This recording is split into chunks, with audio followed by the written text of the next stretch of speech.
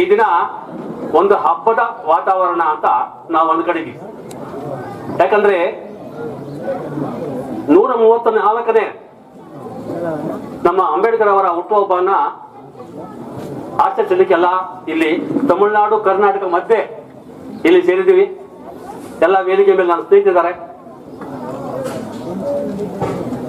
ಇದೊಂದು ಹಬ್ಬದ ವಾತಾವರಣ. ಈ ದೇಶಕ್ಕೆ ಅತಿ ಉನ್ನತವಾದ ಸಂವಿಧಾನವನ್ನು ಕೊಟ್ಟಂತ ಮಹಾನ್ ವ್ಯಕ್ತಿ ಡಾಕ್ಟರ್ ಅಂಬೇಡ್ಕರ್ ಅವರು. ಈ ಒಂದು ಅಂಬೇಡ್ಕರ್ಗೆ 70 ವರ್ಷ ಕಾಂಗ್ರೆಸ್ ಆಳಿದಂತಹ ಇದರಲ್ಲಿ ಅವರಿಗೆ ಭಾರತ ರತ್ನ ಕೊಡಲಿಲ್ಲ. ಕಾಂಗ್ರೆಸ್ ಸರ್ಕಾರ 70 ವರ್ಷ ಈ ದೇಶನ ಆಳಿದೆ. ಅಂಬೇಡ್ಕರ್ ಅವರಿಗೆ ಭಾರತ ರತ್ನ ಕೊಡಲಿಲ್ಲ. ಏನು ಇಂದಿರಾ ಗಾಂಧಿ ಅವರು 1971ರಲ್ಲಿ ಇಂದಿರಾ ಗಾಂಧಿ ಅವರು ಪ್ರಧಾನಮಂತ್ರಿಗಳು ಮತ್ತು ಸಭಾ ಅಧ್ಯಕ್ಷರು ಆಗಿದ್ದಂತವರು ಅವರೇ ಘೋಷಣೆ ಮಾಡಿಕೊಂಡ್ರು ಏನಂತ, ಭಾರತ ರತ್ನ ಅಂತ. ಆಗ ಅಂಬೇಡ್ಕರ್ ಕಾಣಿಸಲೇ ಇಲ್ಲ.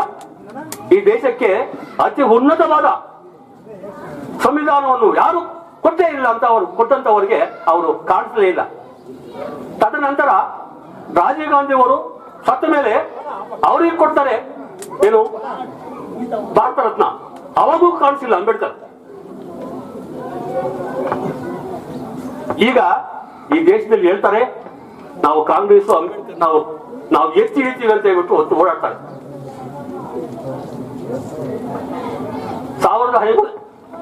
1952ರಲ್ಲಿ ಇದೇ ಅಂಬೇಡ್ಕರ್ನ ಪಾರ್ಲಿಮೆಂಟ್ ಎಲೆಕ್ಷನ್ ನಿಲ್ಲಿಸ್ತಾರೆ. ಇದು ಕೇಳಿಸಬೇಕು.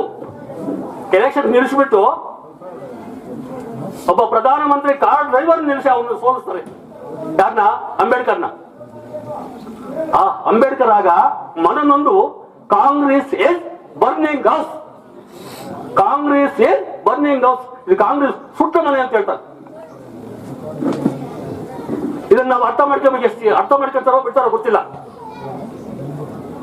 ಕಾಂಗ್ರೆಸ್ ನಲ್ಲಿ ಒಬ್ಬ ಸಂವಿಧಾನ ಬರೆದಂತ ಒಬ್ಬ ಮನುಷ್ಯನ ಕಾಂಗ್ರೆಸ್ ನಲ್ಲಿ ನಿಲ್ಲಿಸಿ ಒಬ್ಬ ಪ್ರಧಾನಮಂತ್ರಿ ಕಾರ್ ಡ್ರೈವರ್ ನಿಲ್ಲಿಸಿ ಅವ್ರ ಮೇಲೆ ಸೋಲಿಸ್ತಾರೆ.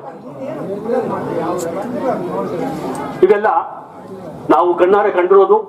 ವಿದ್ಯಾವಂತರಾಗಬೇಕು. ಪ್ರತಿಯೊಬ್ಬ ವಿದ್ಯಾವಂತರಾದಾಗ ಮಾತ್ರ ಈ ದೇಶದ ಆರ್ಥಿಕತೆ, ಕಾಂಗ್ರೆಸ್ನವರು ಅಂಬೇಡ್ಕರ್ ಏನ್ ಮಾಡಿದ್ರು, ಯಾರು ಏನೇನ್ ಮಾಡಿದ್ರು ಅಂತ ಗೊತ್ತಾಗ್ಬೇಕಾದ್ರೆ ಆತನು ಎಷ್ಟು ಮನನೊಂದು ಕಾಂಗ್ರೆಸ್ ಇಸ್ ಬರ್ನಿಂಗ್ ಹೌಸ್ ಅಂತ ಹೇಳ್ತಾರೆ. ಇದು ಕಾಂಗ್ರೆಸ್ ಸುಟ್ಟ ಮನೆ ಅಂತ. ಒಬ್ಬ ದೇಶಕ್ಕೆ ಸಂವಿಧಾನ ಕೊಟ್ಟಂತ ಮನುಷ್ಯ ಎಷ್ಟು ನೊಂದು ಆ ಮಾತು ಹೇಳ್ತಾ ಅಂದ್ರೆ ನಾವೆಲ್ಲ ಅರ್ಥ ಮಾಡ್ಕೋಬೇಕು. ಇನ್ನೊಂದು, ಆತನು 1956ರಲ್ಲಿ ಸತ್ತಾಗ ಡೆಲ್ಲಿಯಿಂದ ಅಲ್ಲಿಂದ ತನ್ನ ಬಾಡಿನ ತೆಗೆದುಕೊಂಬರಕ್ಕೆ ಭಾರತ ಸರ್ಕಾರನೇ ಆಗಿತ್ತು, ಕಾಂಗ್ರೆಸ್ ಸರ್ಕಾರ. ಆತನಿಗೆ 5,000 ರೂಪಾಯಿ ಪ್ಲೇನ್ ಇದಕ್ಕೆ ಕೊಡಲಿಲ್ಲ ದುಡ್ಡು. ಅಲ್ಲಿಂದ ಬರ್ತಾರೆ, ಮನೆಯಲ್ಲಿ ನೋಡ್ತಾರೆ, ಒಂದು 2,000 ರೂಪಾಯಿ ಇರ್ಬೋದು ಮನೆಯಲ್ಲಿ ಅಷ್ಟೇ. ಆಗ ಎಲ್ಲರೂ ಸೇರಿ ಆ ದುಡ್ಡಿನ ತಗೊಂಬಂದು ಯಾರು ಕಲೆಕ್ಟ್ ಮಾಡಿ ಪ್ಲೇನಿಂದ ತರಿಸಿ ಬಾಡಿನ ತೆಗೆದುಕೊಂಡು 5,000 ರೂಪಾಯಿ ಕಟ್ಟಿ ಇದು ಮಾಡ್ತಾರೆ. ಆ ಭಾರತ ಸರ್ಕಾರಕ್ಕೆ 5,000 ರೂಪಾಯಿ ಕೊಡೋದು ಯೋಗ್ಯತೆ ಇಲ್ಲ.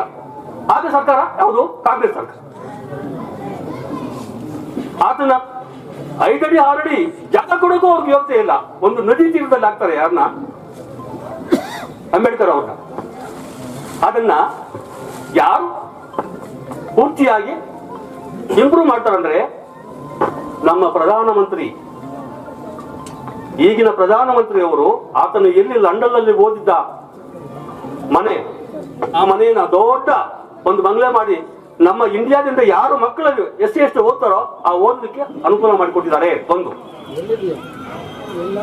ಒಂದು ನದಿ ತೀರದಲ್ಲಿ ಅವ್ರು ಕೊಟ್ಟಿರ್ತಕ್ಕಂಥ ಒಂದು ಇದನ್ನ ದೊಡ್ಡ ಒಂದು ಪಾರ್ಕ್ ಏನು ಅಂತಂದ್ರೆ ಒಳ್ಳೆ ಅತಿ ಉನ್ನತವಾದ ಒಂದು ಇದೇ ಮಾಡಿ ಅದನ್ನು ಬಿಡ್ತಾರೆ. ಈಗ ನಾನು ಹೇಳಂದ್ರೆ ಸರ್ಕಾರಗಳು ಯಾವೇ ಬರಲಿ, ಒಬ್ಬ ಸಂವಿಧಾನ ಬರೆದಂತ ಮನುಷ್ಯನಿಗೆ ಯಾವ ರೀತಿ ಗೌರವ ಕೊಡೋದಂತ ಕೊಟ್ಟಿರೋದಂತ ಕಾಂಗ್ರೆಸ್ನವರಂತೂ ಅಲ್ಲ. ನಾನು ಘಂಟಾಘೋಷವಾಗಿ ಗಟ್ಟಿ ಹೇಳ್ತೀನಿ. ಇಲ್ಲಿ ಎಲ್ಲಾ ಹಿರಿಯರಿದ್ದೀರಿ, ನುರಿತ ವಿದ್ಯಾವಂತರು ಇದ್ದೀರಿ. ನಾನು ಹೇಳದಂದ್ರೆ ಮಕ್ಕಳು ಆತನ ಹೇಳ್ದ ಮಕ್ಕಳು ವಿದ್ಯಾವಂತರಾಗಿ ಅಂತ. ನೀವು ಯಾವತ್ತು ಗ್ರಾಮಗಳಲ್ಲಿ ನಮ್ಮ ಮಕ್ಕಳನ್ನ ವಿದ್ಯಾವಂತರಾಗಿ ಮಾಡ್ತಿರೋ ಅವತ್ತು ಈ ದೇಶ ಉನ್ನತವಾಗಿ ಬೆಳೀತದೆ. ಎಲ್ಲ ಇಲ್ವಾ, ಯಾವುದೇ ಸಮಸ್ಯೆಗಳಿಲ್ಲದೆ, ತೊಂದರೆ ಇಲ್ಲದೆ ಬಾಳ್ಬೇಕಾದ ಧರ್ಮ ಇಲ್ಲಿದೆ ನಮ್ಮ ಭಾರತ ದೇಶ. ಆ ಭಾರತ ದೇಶಕ್ಕೆ ನಾನು ಜೈ ಅಂತ, ಅಂಬೇಡ್ಕರ್ ಅವ್ರಿಗೂ ಜೈ ಅಂತ ನಾನು